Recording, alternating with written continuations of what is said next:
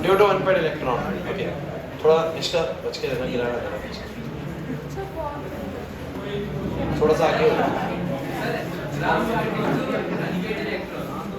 Okay, सो ये first question is, पहला question आपका ये बनता है, ध्यान सुनिएगा।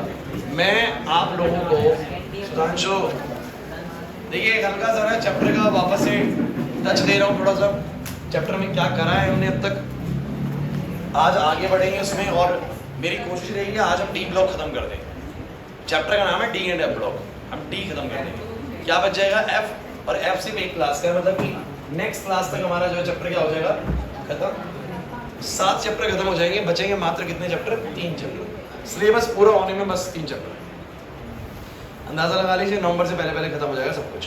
रिवीजन का बहुत सारा टाइम मिलने वाला है, और इन चैप्टर्स को हम इतना रिवाइज कर लेंगे, इतने इन पे क्वेश्चंस बना लेंगे कि फाइनल्स तक तुम लोगों को ना ऐसी कोई दिक्कत ही नहीं आएगी। जैसे अभी तुम पेपर देते हो फर्स्ट टर्म का, तो कुछ चीज़ें तुम्हें मिल जाती हैं जो हमने क्लास में नहीं करी है ना, या तो हमारे चैप्टर नहीं हो रखा होता, या हमने किसी पर्टिकुलर चैप्टर से बहुत न्यूमेरिकल प्रैक्टिस नहीं करी, इस वजह से समय कम होता है, कंसेप्ट सारे करने में लगे हुए। प्री बोर्ड से पहले पहले सब हो जाता है बच्चों, प्री बोर्ड तक दिक्कत नहीं आती है, ठीक है ना। हालांकि फिर भी बहुत कुछ ऐसा ही आ रहा है पेपर के अंदर जो हमने करा हुआ क्लास में। सेम केमिस्ट्री के लिए आप लोग अपना तैयार करिए अच्छे से। अब सुनो, पहला क्वेश्चन आप लोगों का ये है कि ऐसा क्या कारण है कि स्कैंडियम तो ट्रांजिशन एलिमेंट है बट जिंक नहीं है। स्कैंडियम तो ट्रांजिशन है बट जिंक नहीं है, तो बोलेंगे वही रीजन है सर, स्कैंडियम के पास पार्शियली फिल्ड डी ऑर्बिटल है और जिंक के पास फुल्ली फिल्ड है। क्लियर। अगला वो बोलता है कि क्यों मेल्टिंग पॉइंट ना किसी भी डी सीरीज एलिमेंट्स के बीच में आके मैक्सिमम हो जाता है, क्यों एंथैल्पी ऑफ एटमाइजेशन बीच में आके मैक्सिमम होता है, तो बोलेंगे किसी भी सीरीज के बिल्कुल मिडल में जो नंबर ऑफ अनपेड इलेक्ट्रॉन्स होते हैं वो क्या होते हैं? मैक्सिमम होते हैं। और नंबर ऑफ अनपेड इलेक्ट्रॉन ज्यादा होने से उनकी इंटर एटॉमिक इंटरेक्शन क्या होती है? स्ट्रांग होती है। लेकिन छोड़ दे भाई, ये देख फोन से कुछ नहीं होने वाला पेपर में। अरे सर आज तो हमारे स्कूल में पकड़ लेते बच्चे को फोन से चीटिंग कर रहा था। छोड़ दो, देख लो ये मौज मस्ती वगैरह ना बच्चों, बहुत समय मिलेगा बाद में कर लेना, फोन चला लेना, बहुत टाइम मिलेगा। बाद में जॉब और लग जाएगी अच्छी, उसके बाद टाइम, उसके बाद बिल्कुल निश्चिंत रहते, कोई पढ़ाई वढ़ाई तो ना करनी है, अपना आराम से बैठे चलाना फोन, जितने में जेब में पैसा भी होगा और भैया फोन में चलाओगे निश्चिंत। अभी तो टेंशन है, अभी क्या चला। सुनो भाई, तो कुछ 5 से 10 मिनट हम क्वेश्चंस को रिवाइज करने में लगाएंगे। तो पहली चीज मैंने आप लोगों को बोली कि स्कैंडियम ट्रांजिशन है, जिंक नहीं है। रीजन क्लियर है सर।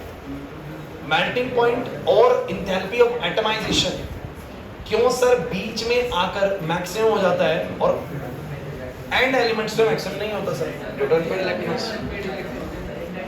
इसके पूरे कॉन्सेप्ट के हो जाने के बाद मैंने दो चीजें सिखाई थी, एक लेंथ कॉन्ट्रैक्शन, एक एक्टिनोड कॉन्ट्रैक्शन। लेंथ कॉन्ट्रैक्शन क्या थी? The filling of the 4f orbital before the 5d orbital results in the contraction of the size of the 5d series elements, that is called lengthenoid contraction। क्योंकि आपको पता है 4f की पोर shifting होती है कि नहीं, बताओ जरा। और फिर मैंने बोला था the filling of the 5f orbital before the 6d orbital results in the pore shielding and hence the size of the 6d series elements gets contracted and this is called actinide contraction। इसको बोलो हम क्या बोलते हैं? actinide contraction। Is this clear? कौन सी contraction ज्यादा होती है, लेंथनोइड या actinoid? It is actinoid contraction, क्योंकि एक्टिनोइड के अंदर 5f की जो शील्डिंग होती है वो और पुअर होती है ना, वेरी पुअर होती है। सो ये आपको सिखा चुका हूं भाई मैं। इसकी वजह से आपको बोला भी गया था कि by the size of the 4d series and the 5d series elements are same, it is due to the lanthanoid contraction. अगर तुमने सबने ढंग से पढ़ा हुआ है तो तुम्हें मेरी एक ही बात समझ में आ रही है कि मैं क्या बोल रहा हूं। पढ़ ही नहीं रहे बिल्कुल भी, तो भाई मैं क्या करूं बताओ। इसके बाद क्लास, ये टॉपिक था हमारा लास्ट क्लास का, शायद दिख रहा होगा आप लोग ऑक्सीडेंट स्टेट पढ़े थे।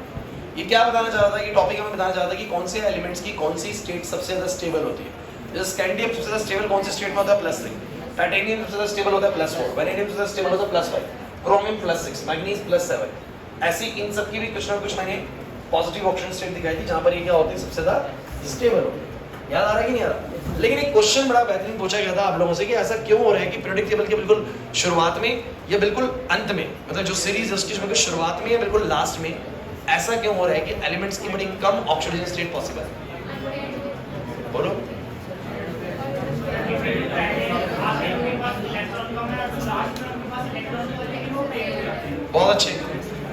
बच्चे। सो क्या रीजन था भाई? देखिए बहुत सिंपल सा है। The lesser number of oxygen state at the extreme ends stems from the either too few electrons to lose or share, या तो बहुत कम इलेक्ट्रॉन्स हैं, बहुत कम इलेक्ट्रॉन्स हैं लूज और गेन करने के लिए, कहां पर बोलो? स्टार्टिंग वाले एलिमेंट्स के पास, और टू मेनी डी इलेक्ट्रॉन्स, या फिर बहुत ज्यादा इलेक्ट्रॉन्स हैं जिसकी वजह से कुछ ही ऑर्बिटल्स अवेलेबल हैं शेयरिंग करने के लिए, क्योंकि बाकी सब पेयर्ड हो चुके हैं बाकी सब। तो ये रीजन आप लोगों को बताया गया था। उसके बाद मैंने आप लोगों को एक बड़ा ही इंपॉर्टेंट टॉपिक डिस्कस किया था, क्यों हमारे एलिमेंट्स की सबसे बड़ी से बड़ी ऑक्सीजन स्टेट फ्लोरीन के साथ है या ऑक्सीजन के साथ है? क्यों? जो क्योंकि सर फ्लोरीन और ऑक्सीजन हाईली इलेक्ट्रोनेगेटिव है, साइज में स्मॉलर है, जिस कारण से ये सेंट्रल एटम को बेटर सराउंड करते हैं और मेटल्स की हाईयर ऑक्सीजन स्टेट को स्टेबलाइज करते हैं। और इनमें फ्लोरीन से भी ज्यादा ऑक्सीजन क्यों करता है बोलो? सब कुछ तो आता है, सब कुछ तो तुम्हें आता है, फिजिक्स में नहीं आता। चलिए, तुम लोगों को 2 दिन पहले जो छूटता है बस पेपर से पहले, पेपर आ गया है, अब मेहनत कर लेते हैं तो दिन रात एक कर लेते हो, और फिर तुम्हें रियलाइज होता है पेपर देने के बाद कि सच में अगर ढंग से शुरू से पढ़ रहे हो ना तो ये कुछ भी नहीं है सिलेबस। सच्चाई बता रहा हूँ मैं, 2 दिन में तुम बिल्कुल पहाड़ खोदने को तैयार रहते हो। और अब फिजिक्स को तुम उठाओगे सीधा प्री बोर्ड में, उससे पहले तुम चिल मारोगे यार फिर प्री बोर्ड में रोएंगे, अरे सर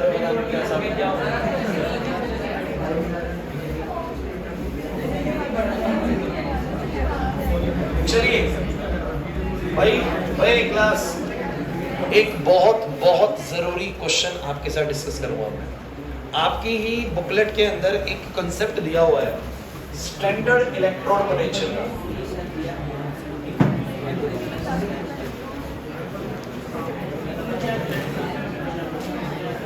जिसको मैं बोलता हूं E नॉट।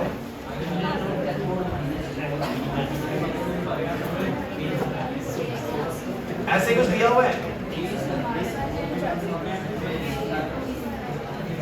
ऐसे करके कोई टॉपिक दिया हुआ है, standard electron potential for M2 plus M couple, M3 plus M couple. देखो जरा बीच में दिया हुआ, दिखाओ यहां पर बीच में कहीं पर कुछ किस तरह का टॉपिक दिया हुआ है, M2 प्लस M और M3 and M3 plus M2 plus couple.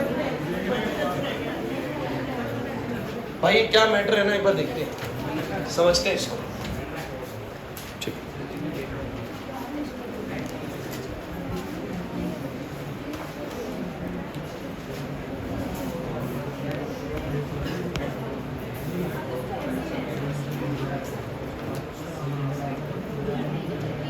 Hello, चलिए भाई सही बच्चे, भाई आप लोगों को ने क्वेश्चन देखना है, क्वेश्चन दिया हुआ है यहाँ पर, ये आप लोग 1-2 पेज पलटेंगे तो एक बड़ा ही बेहतरीन क्वेश्चन दिया हुआ है।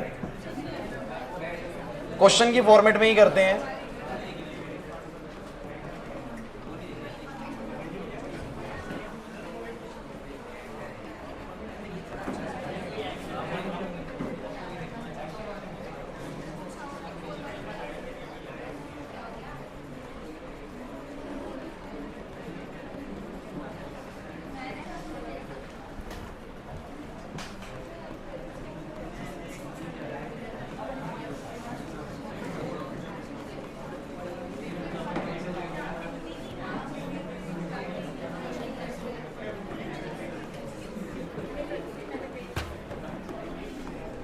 चलिए इस पॉइंट को ना,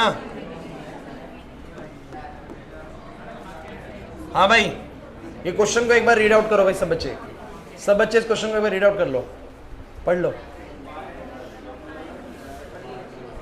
Why the E naught value for the Mn3 plus Mn2 plus couple much more positive than for Cr3 plus Cr2 plus और Fe3 plus Fe2 plus? Question आएगा सिर्फ 2 से 3 नंबर के अंदर ये। और क्या मतलब है इसका, आप लोग याद करोगे जब मैं तुम्हें इलेक्ट्रोकेमिस्ट्री चैप्टर पढ़ा रहा था तब मैंने तुम लोगों को ने थोड़ा सा ई नॉट वैल्यूज़ के बारे में समझाया था। क्या याद है तुम्हें ई नॉट वैल्यूज़ के बारे में इस वक्त, बता सकते हो भाई? हाँ, ये देखिए जो स्टैंडर्ड इलेक्ट्रॉन पोटेंशियल होता है ना, अगर किसी का ई नॉट हाईली नेगेटिव है, किसी का ई नॉट हाईली पॉजिटिव है, आप सोच के देखो क्या मतलब निकल के आता है। किसी का पोटेंशियल हाईली नेगेटिव है, किसी का पोटेंशियल हाईली पॉजिटिव है। मुझे बताओ इनमें से कौन सा वाला इलेक्ट्रॉन्स को गेन कर सकता है और कौन सा वाला इलेक्ट्रॉन्स को लॉस कर सकता है। सोच के बताओ। एक का ई नॉट पॉजिटिव है, एक का ई नॉट नेगेटिव है। पॉजिटिव वाला इलेक्ट्रॉन क्या करेगा, पॉजिटिव वाला पोटेंशियल बोलो इलेक्ट्रॉन्स को क्या करेगा, गेन करेगा, और नेगेटिव वाला इलेक्ट्रॉन को देगा। कह सकता हूं जिसका पोटेंशियल पॉजिटिव होगा वो इलेक्ट्रॉन्स को लेगा, जिसका पोटेंशियल नेगेटिव होगा वो इलेक्ट्रॉन को देगा। इसमें किसी बच्चे को कोई भी डाउट है? सर प्लस की चीजें इलेक्ट्रॉन्स को लेंगी और नेगेटिव की चीजें इलेक्ट्रॉन को देंगी। सर जिनका ई नॉट पॉजिटिव होगा वो इलेक्ट्रॉन को एक्सेप्ट कर लेगा और जिनका ई नॉट नेगेटिव होगा वो इलेक्ट्रॉन को दे देगा। मैं ये भी बोल सकता हूं कि जिसका ई नॉट होगा प्लस का 1.2 और किसी का ई नॉट होगा अगर प्लस का 1.8, तो कौन जल्दी इलेक्ट्रॉन्स को ले पाएगा? 1.8 वाला। जिसका प्लस का 1.8 होगा it can easily gain the electron as compared to the element जिसका ई नॉट जो है प्लस का 1.2 हो। सही बात है भाई। तो ये बात तुम्हें समझ में आती है कि जिसका ई नॉट पॉजिटिव होगा वो इलेक्ट्रॉन लेगा, जिसका ई नॉट नेगेटिव होगा वो इलेक्ट्रॉन देगा। अब इसका क्या मतलब निकल के आता है भाई? एक क्लास भाई खुसर फुसर क्यों तुम्हारी बंद नहीं हो रही? मैंने एक सिंपल सी बात आप लोगों को बोली है, क्लास प्लीज। ई नॉट की जो बात कर रहा हूं मैं, ई नॉट होता है स्टैंडर्ड इलेक्ट्रोड पोटेंशियल। अगर ये पॉजिटिव है तो इसका एक सिंपल सा मतलब होता है कि ये इलेक्ट्रॉन लेगा, और नेगेटिव है तो इलेक्ट्रॉन देगा। अब देखो जो मैंने आपको जो क्वेश्चन दिया है ना, ये बड़ा अजीबोगरीब सा लगता है पढ़ने में। कहता है कि इसका जो ई नॉट है ना बड़ा पॉजिटिव है, इसका जो ई नॉट है मतलब इसका जो है ना बहुत पॉजिटिव है इनके कंपैरेटिवली। तो बोल सकते हैं कि इनका पॉजिटिव है या इनका नेगेटिव है या इनका नीचे लो है। देखो मैंने ये भी बोलने की कोशिश करी है आप लोगों को, किसी का ई नोट ज्यादा पॉजिटिव है और किसी का ई नोट कम पॉजिटिव है, तो किसकी टेंडेंसी इलेक्ट्रॉन्स को गेन करने की ज्यादा है? जो इसका ज्यादा पॉजिटिव है कि नहीं? बताओ जरा। अब इसको समझने के लिए मैं कुछ एग्जांपल लेता हूँ, कुछ बात समझाने की कोशिश करता हूँ करना कैसे। क्वेश्चन बहुत बार बोर्ड्स में आया हुआ है, पहली बार समझने की कोशिश करते हैं मैग्नीज को लेके। चलो मैग्नीज का एटॉमिक नंबर से बच्चे बोलो कितना है? 25। अब 25 में मुझे बताओ जरा क्या बनता है? Organ 4s2 3d5। अब वो बोल रहे हैं Mn3+ से Mn2+ का कपल बनाना है। अब मुझे तुम ये बताओ Mn3+ और यहां पर लो Mn2+, हमें ये देखना है कि जो ये चेंज होने वाला है इसका ई नोट पॉजिटिव होगा या नेगेटिव होगा, या फिर बोलो हाईली पॉजिटिव होगा या मतलब नेगेटिव होगा, या बोले लो पॉजिटिव होगा। इसको समझने के लिए मैंने क्या करा, मैंने इस तरफ बनाया Mn3+, इस तरफ बनाया Mn2+। आप बताना कि ये चेंज फेवरेबल है कि नहीं। जैसे कि समझना आप Mn3+ से Mn2+ वैसे कैसे बना सकते हो? कोई बताएगा? एक इलेक्ट्रॉन लेके, अरे यार इलेक्ट्रॉन पे नेगेटिव चार्ज होता है यार, इतना रेडॉक्स तुमने पढ़ा हुआ है, ये +3 है, जैसे ही -1 होगा +2 हो जाएगा। अब आपको सोचना है, चलो मैं हटा रहा हूं इलेक्ट्रॉन भी हटा देता हूं, आप मुझे Mn3+ का बताओ कॉन्फ़िगरेशन क्या है। सब बच्चे कॉन्फ़िगरेशन बताओ। 3+ होगा तो बोलो कैसे निकलेगा? प्रेरणा 2 निकलेंगे पहले 4s से और 1 निकलेगा बोलो किसी 3d से। तो सब बच्चे मुझे बताओ इसका कॉन्फ़िगरेशन क्या होगा? 3d4। और इसका कॉन्फ़िगरेशन बताओ क्या होगा? चलो अब बताना जरा ज्यादा स्टेबल कौन है? ये वाला स्टेबल है और ये वाला कंपैरेटिवली अनस्टेबल है। तो कोई भी अनस्टेबल चीज स्टेबल चीज में जाना चाहेगी नहीं चाहेगी? सोचो ना जरा। लेकिन Mn3+ 3d4 है और Mn2+ 3d5 है। मुझे बता जरा वो अनस्टेबल है और ये वाला बोलो क्या कंपैरेटिवली स्टेबल है। तो ये चीज इसमें आना चाहेगी कि नहीं चाहेगी? और चाहेगी तो इसको क्या लेना पड़ेगा बोलो? इलेक्ट्रॉन। क्या लेना पड़ेगा बोलो? तो ये वाला जो कपल है ना, ये इलेक्ट्रॉन को एक्सेप्ट करना चाहता है, और चाहता है तो ई नॉट पॉजिटिव होगा या नेगेटिव होगा? पॉजिटिव ना, क्योंकि कौन इलेक्ट्रॉन्स को लेना चाहेगा? जिसके पोटेंशियल्स कैसे होंगे? पॉजिटिव। मेरा पोटेंशियल पॉजिटिव है तो मैं इलेक्ट्रॉन लेना चाहूंगा, नेगेटिव है तो देना चाहूंगा। आ रही है समझ में? तो अगर मैंने ये बोला कि ये जो कपल है, ये कपल का जो ये चेंज है ना, ये फेवरेबल चेंज है। फेवरेबल चेंज क्यों? क्योंकि सर Mn2+ Mn3+ से ज्यादा स्टेबल है, तो डेफिनेटली 3+ कौन सी स्टेट में जाना चाहेगा? लक्ष्य 3+ कौन से में? 2+ में जाना चाहेगा। और ऐसा कब हो सकता है? इलेक्ट्रॉन लेके। इलेक्ट्रॉन लेके ही तो होगा सचिन। इलेक्ट्रॉन लेगा तभी तो वो Mn3+ से बोलो क्या बनेगा? Mn2+। तो अगर कोई इलेक्ट्रॉन ले रहा है तो उसका ई नोट बोलो क्या होगा? उसका ई नोट बोलो क्या होगा? Highly positive. क्या होगा बोलो? एक बार समझने की कोशिश करते हैं आयरन को भी। आ जाओ भाई सब बच्चे। आयरन का 26 एटॉमिक नंबर है, बोलो ऑर्गन 4s2 3d6। सब बच्चे मुझे बताना 3+ से 2+ का चेंज है। अब आप लोग मुझे बताओ जरा सब बच्चे 3+ का कॉन्फ़िगरेशन। सब बच्चे बोलो ऑर्गन 3 निकले यहां, 2 निकले यहां से, 1 वहां से निकला। चलो इसको बोलो 2 निकले तो बोलो 3d6। अब बताओ ज्यादा स्टेबल कौन है? पहले वाला बाद वाला? पहले वाला स्टेबल अनस्टेबल, अरे नहीं आ रहा समझ में, स्टेबल अनस्टेबल, बता चेंज फेवरेबल है कि नहीं, फेवरेबल है चेंज, कोई भी चीज स्टेबल से अनस्टेबल जाना, इसका मतलब ये इलेक्ट्रॉन लेके ही तो जा सकती है ना, अरे इलेक्ट्रॉन लेके ही तो 2+ बनेगा, तो क्या ये इलेक्ट्रॉन लेना चाहती है, नहीं लेना चाहती, अगर इलेक्ट्रॉन नहीं लेना चाहती, इलेक्ट्रॉन नहीं लेना चाहती, क्यों नहीं लेना चाहती बोलो, क्योंकि अगर इलेक्ट्रॉन लेगी तो सर 3d6 बनेगा जो कि अनस्टेबल है, तो ये इलेक्ट्रॉन नहीं लेना चाहती, तो इसके ई नोट्स बहुत पॉजिटिव नहीं है, तो हम बोलेंगे या तो बहुत कम पॉजिटिव है या नेगेटिव है, या तो बहुत कम पॉजिटिव है या बोलो क्या है नेगेटिव है, इलेक्ट्रॉन्स को एक्सेप्ट करना। इसका क्वेश्चन बढ़ो ना कि इस कपल का ई नोट ज्यादा पॉजिटिव क्यों है comparatively to these two couples, इन कपल्स के मुकाबले ज्यादा पॉजिटिव क्यों है, क्योंकि सर Mn3+ Mn2+ बनना चाहता है इलेक्ट्रॉन लेके, बिकॉज बाद वाली चीज स्टेबल है तो ये इलेक्ट्रॉन लेना चाहता है, इलेक्ट्रॉन लेना चाहता है इससे इसका ई नोट पॉजिटिव है सर, और सर ये वाली चीज में इलेक्ट्रॉन नहीं लेना चाहता क्योंकि लेके भैया फायदा ही नहीं है सर, पहले से ही स्टेबल है, तो ये इलेक्ट्रॉन्स को दूर रहेगा, इलेक्ट्रॉन दूर रहेगा, दूर रहेगा तो मतलब इसका ई नोट पॉजिटिव ज्यादा पॉजिटिव नहीं है। क्लियर हो रहा है कि नहीं हो रहा, नहीं आ रही बात समझ में, लेकिन इससे ये आइडिया नहीं लगता कि नेगेटिव है, कम पॉजिटिव हो सकता है ना, लेकिन बस ये है कि इलेक्ट्रॉन्स को हाईली पॉजिटिव, मतलब हाईली पॉजिटिव इलेक्ट्रॉन पोटेंशियल इसका नहीं हुआ, नहीं आया समझ में, लेकिन नहीं आया समझ में। अगली बात जरा मुझे बताओ क्रोमियम को लेके कौन बच्चा बताएगा, क्रोमियम के पास होते हैं 24 इलेक्ट्रॉन्स, कॉन्फ़िगरेशन वाइज अगर देखोगे तो 4s1 3d5, अरे याद करो एक्सेप्शन केस होता है। अब बताना क्रोमियम 3+ है और क्रोमियम 2+ है, कौन बच्चा बताएगा 3+ में क्या आएगा, बहुत बढ़िया बहुत बढ़िया। सो बोलोगे सर एक यहां से निकला, 2 वहां से निकले, बोलो कितना आ गया 3d3, तो आप लोग बोलोगे सर ऑर्गन ऑर्गन 3d3, और ये वाला बोलो 3d4, which one is more stable? So this is more stable, और ये वाला आपको बच्चा कहे 3d3 क्यों 3d3 क्यों स्टेबल है, बता रखा है sir T2G half field, T2G बता रखा है ना, तो T2G हाफ फील्ड, और ये वाला तो भैया वैसे ही हाफ फील्ड है, और यहां पर ये वाला हाफ फील्ड है, तो इन दोनों के दोनों कपल्स में क्या हो रहा है जरा बताओ, 3+ से 2+ जाने पर, हंसिका 3+ से 2+ जाने पे कोई फायदा, क्यों फायदा नहीं है सर, क्योंकि सर बाद वाली चीज अनस्टेबल है दोनों केसेस में, तो ये भूल कर भी दोनों कपल्स इलेक्ट्रॉन्स को लेना, और इलेक्ट्रॉन्स को अगर कोई लेना नहीं चाहता ना तो उसका ई नोट हाईली पॉजिटिव नहीं है, नाज़े नहीं आया समझ में। और ये वाला कपल क्यों इलेक्ट्रॉन्स को लेना चाहता है, बिकॉज इसको सर 3+ से 2+ जाने में फायदा है सर, इसलिए बोलते हैं इस कपल का ई नोट हाईली पॉजिटिव है और बाकी 2 कपल्स का ई नोट हाईली पॉजिटिव नहीं है। क्लियर हुआ कि नहीं हुआ, नहीं आया समझ में सर, मुश्किल लगा क्वेश्चन कहीं से, ध्यान से सुनोगे कोई कंसेप्ट ही मुश्किल नहीं है। तो मैं इसका यहाँ पर आंसर क्या लिख सकता हूँ बोलो, since Mn2+ is half stable half filled orbital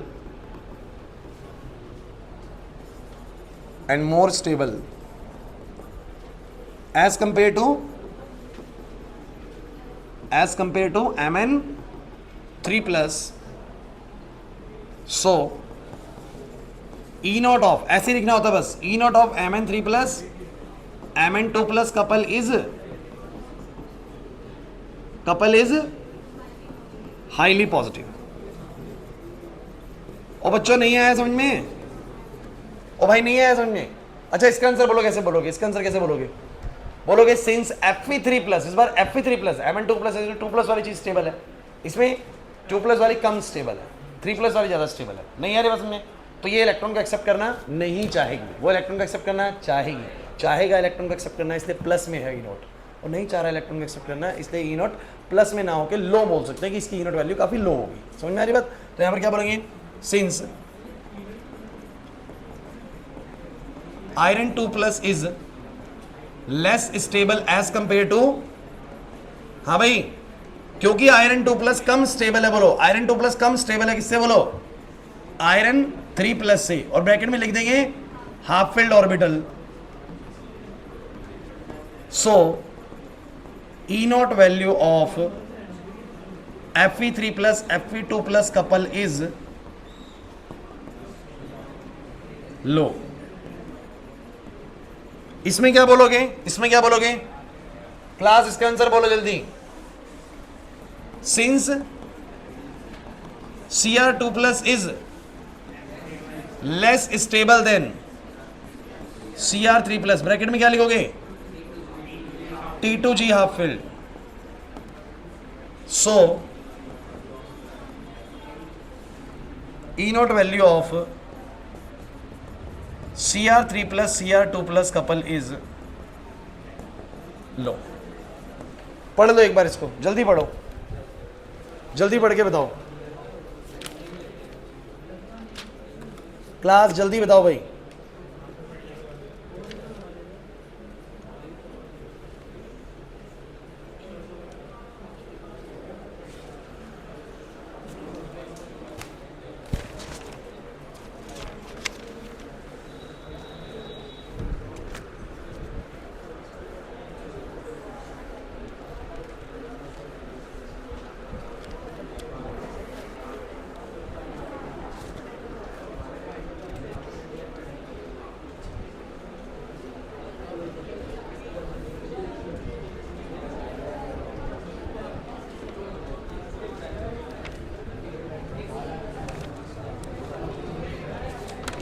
अरे बताओ भाई, आया समझ में?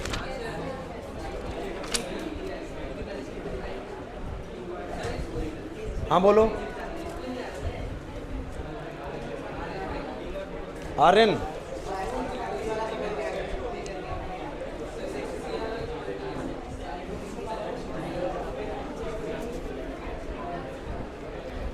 आर्यन क्या नहीं आ रहा समझ में इसमें?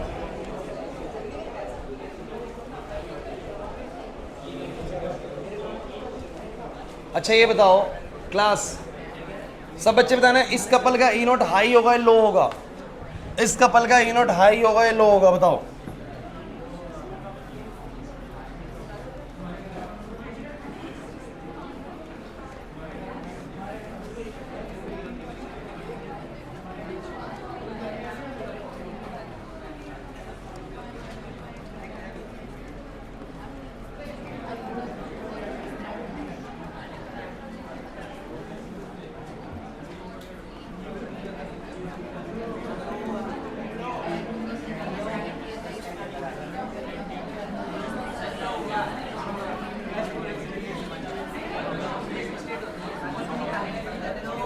भाई बताना, इस कपल का ई नोट हाई होगा या लो होगा? इधर इस कपल का ई नोट सोच के बताओ।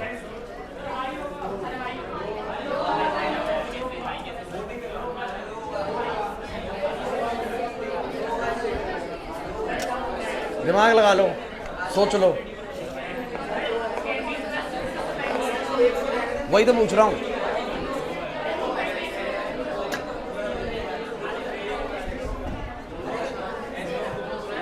उसका वही आशीष, उसका वही मतलब है कि वो उस कपल का ई नोट जो बता रहा है वो, कि अगर हम उसको चेंज करना चाहेंगे तो वो नहीं होगा। अब सुनो क्लास, स्कैंडियम बोलो भाई, ऑर्गन, चलो बताओ, स्कैंडियम 3 प्लस, स्कैंडियम 2 प्लस, बोलो। ऑर्गन 3 प्लस तो खत्म, और ये वाले में ऑर्गन कौन सा स्टेबल है? और ये वाला। तो तुम मुझे बताओ, इस कपल की टेंडेंसी, इस कपल की टेंडेंसी इधर ही रहने की है या इलेक्ट्रॉन एक्सेप्ट करके आगे जाने की है? इधर ही रहने की। कार्तिक नहीं है बस में, ये इलेक्ट्रॉन एक्सेप्ट करके आगे क्यों जाएगा? अगर इलेक्ट्रॉन एक्सेप्ट करके आगे जाएगा तो प्रॉब्लम ही तो है सुधांशु। इलेक्ट्रॉन एक्सेप्ट करके आगे जाएगा तो प्रॉब्लम ही तो है, स्टेबिलिटी। तो इलेक्ट्रॉन को एक्सेप्ट करना नहीं चाहता, इसलिए ई नोट बोलो क्या है? लो है। सो ई note value since scandium 3 plus is, या स्कैंडियम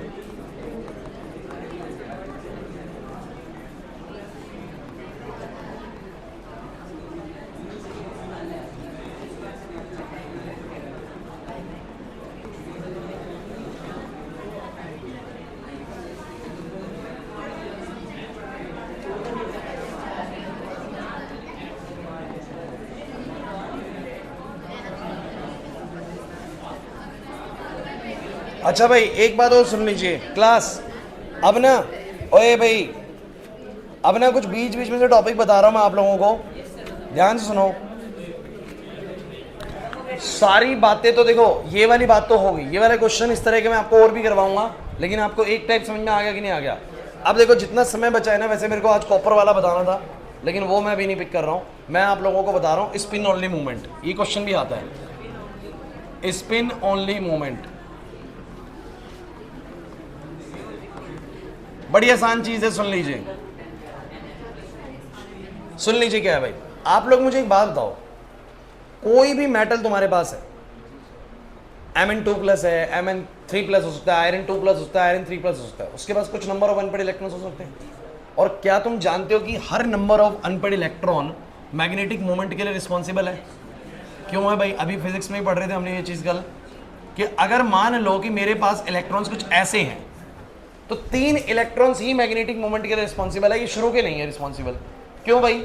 देखिए, एक सीधे इलेक्ट्रॉन का मतलब होता है इलेक्ट्रॉन क्लॉकवाइज स्पिन कर रहा है, और एक बोलो कैसा स्पिन कर रहा है, बोलो एंटी क्लॉकवाइज। समझना मेरी बात को, एक कैसा स्पिन कर रहा है बोलो क्लॉकवाइज, और एक कैसा कर रहा है बोलो। अगर एक इलेक्ट्रॉन क्लॉकवाइज स्पिन कर रहा है और एक इलेक्ट्रॉन एंटी क्लॉकवाइज स्पिन कर रहा है, तो मुझे बताओ एक का मैग्नेटिक मोमेंट बाहर की तरफ, तो एक का बोलो। क्योंकि आपको पता है कि जब भी कोई चार्ज मूवमेंट करेगा तो करंट बनेगा, करंट एलिमेंट बनेगा, और करंट बनेगा तो बोलो क्या बनेगी? Magnetic field. तो ऑब्वियस सी बात है कि अगर इसने बनाई मैग्नेटिक फील्ड अंदर, तो इसने क्या बनाएगा? बाहर। तो एक दूसरे की मैग्नेटिक मूवमेंट को बोलो क्या कर देंगे? कैंसिल। लेकिन ये तभी तो होगा जब पेयर्ड होगा। अगर इलेक्ट्रॉन पेयर्ड नहीं हुआ तो वो अपनी मैग्नेटिक मूवमेंट बनाएगा कि नहीं बनाएगा? तो मैं ये कह सकता हूं कि किसी भी मेटल के अंदर जो भी इलेक्ट्रॉन्स हैं, जो भी अनपेड इलेक्ट्रॉन्स हैं, वो मैग्नेटिक मूवमेंट के लिए बोलो क्या होते हैं? रिस्पॉन्सिबल होते हैं। और वो जो नेट मैग्नेटिक मूवमेंट हमारी निकलती है वो इस फॉर्मूले से निकलती है, ये होती है बच्चों मैग्नेटिक मूवमेंट। सिंपल है, कुछ नहीं करना, बस कैलकुलेशन करनी है बच्चों। एक नंबर में बहुत बार मैंने एग्जाम में आता हुआ देखा है, मैग्नेटिक मूवमेंट का फॉर्मूला होता है √n इंटू में n+2, जिसमें n का मतलब क्या होता है? n का मतलब होता है नंबर ऑफ अनपेड इलेक्ट्रॉन। सही है भाई? कुछ नहीं करना, सिर्फ इसको कैलकुलेट करना है।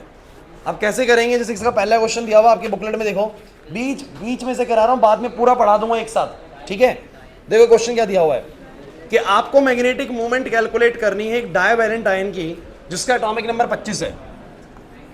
एक डाइवैलेंट आयन है, डाइवैलेंट आयन जिसका एटॉमिक नंबर, तो सब बच्चे मुझे बताओ एटॉमिक नंबर 25 है, डाइवैलेंट आयन है। क्लास किसका एटॉमिक नंबर 25 होता है?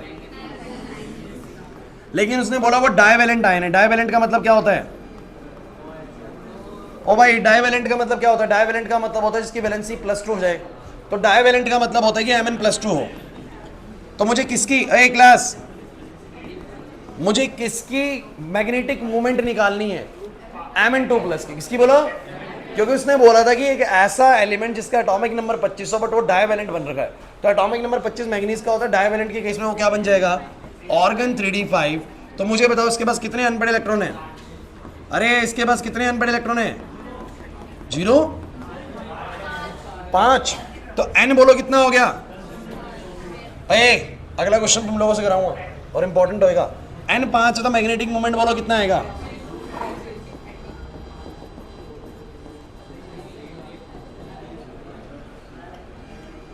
ये आएगा √5 गुना में 7, √35, 5.9 बोर मैग्नेटॉन के आसपास आएगा इसका।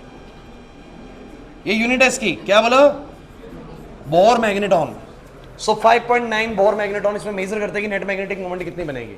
नहीं आ रहा ना समझ में? कुछ ही नहीं आया समझ में? अच्छा, किसी के बाद 4 अनपेड इलेक्ट्रॉन तो कैसे करोगे? √4 गुना में 4 जमा 2। क्लियर हो रहा है कि नहीं हो रहा? जरा इस क्वेश्चन को करो पहले, तो फिर तुम्हें और बढ़िया क्वेश्चन दूंगा। अगला क्वेश्चन है calculate spin only movement of metal 2+ aqueous ion atomic number 27। करना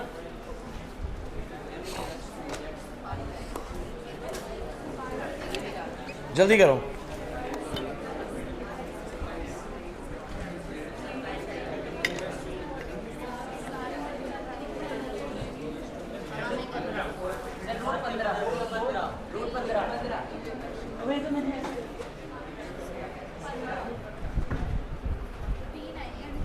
बताओ क्वेश्चन करो।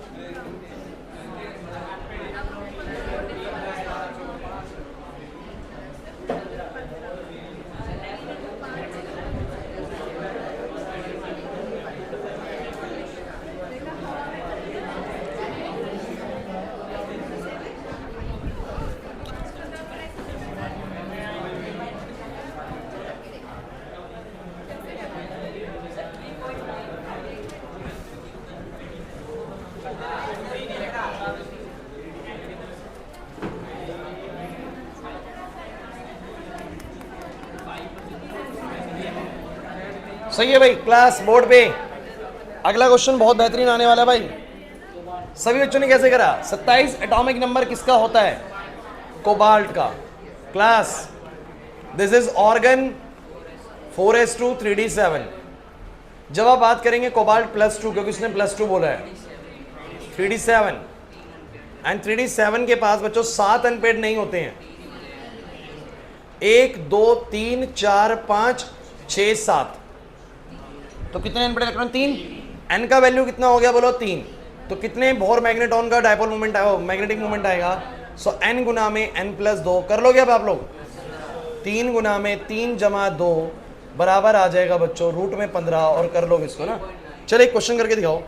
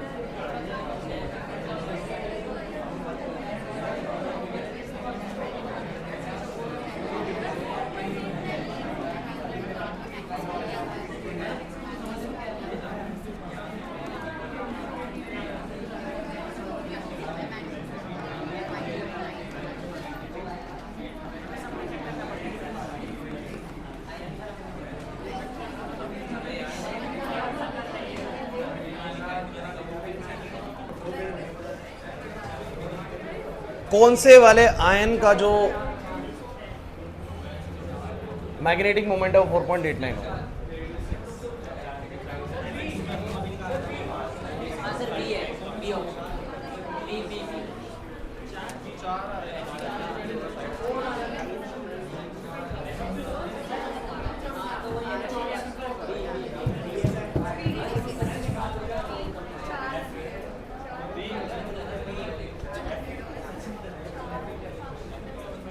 इधर ध्यान दो आयुष।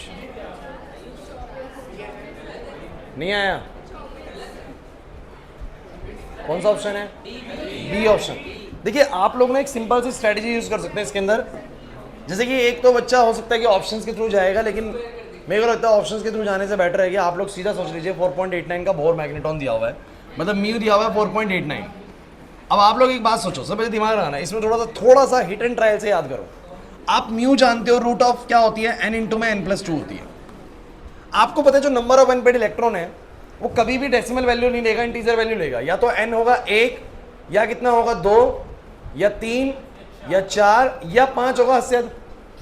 अरे ये तो होगा डी ब्लॉक तक, तो यही बात है।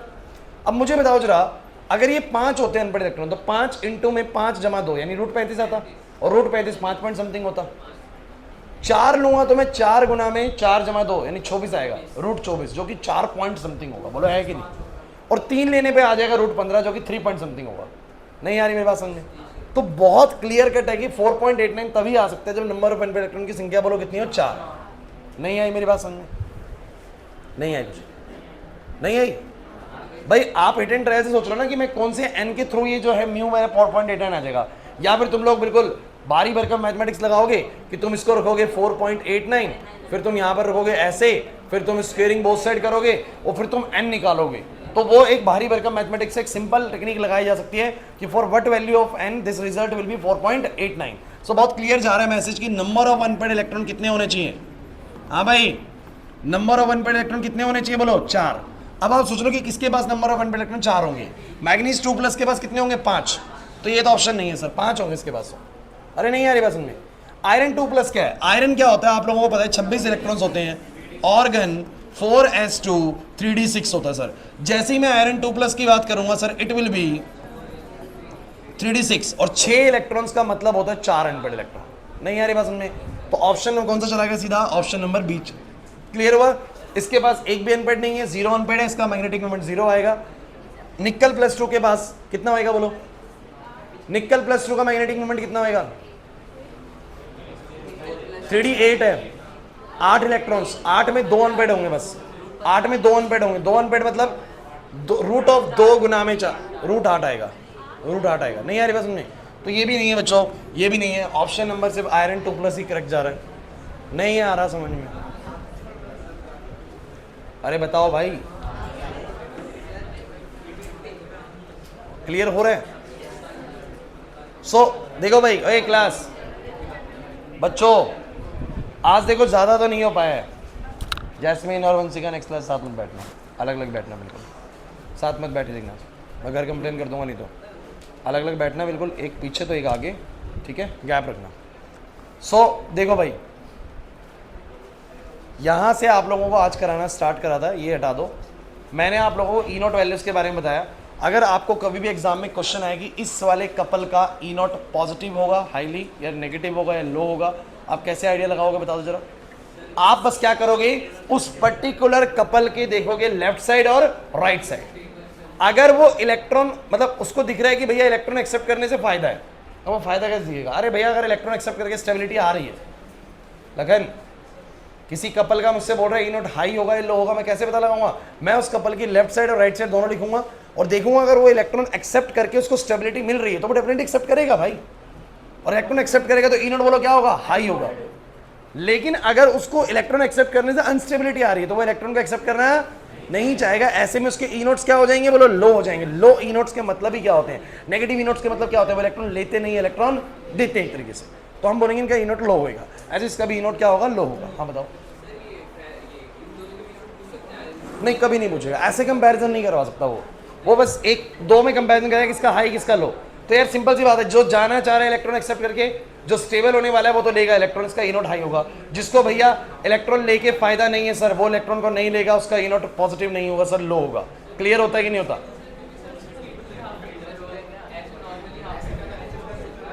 नहीं, ऐसे ही पूछेगा जैसे बता रहा हूँ, यही आते हैं क्वेश्चन ही फिक्स है भाई। फिर बताओ, स्कैंडियम वाला समझ में आ गया? स्कैंडियम वाला आ गया। उसके बाद तुम्हें मैग्नेटिक मोमेंट का फॉर्मूला याद करो, रूट ऑफ n इंटू में क्या? n+2, where n denotes the number of unpaired electron. जितने ज्यादा अनपेड इलेक्ट्रॉन उतनी ज्यादा बोलो क्या आएगी? Magnetic moment. कैलकुलेट कर लिया बोर मैग्नेटॉन में। क्लियर हो गया? इस तरह के क्वेश्चन आते हैं, इसके कर लोगे आप लोग। आज बड़ा कम हो पाया, लेकिन जितना हो गया उतना समझ में आ गया। थोड़ा सीरियस हो जाओ पढ़ाई को लेके, ठीक है ना? कल मिलेंगे फिजिक्स में, जाओ। नमस्ते नमस्ते।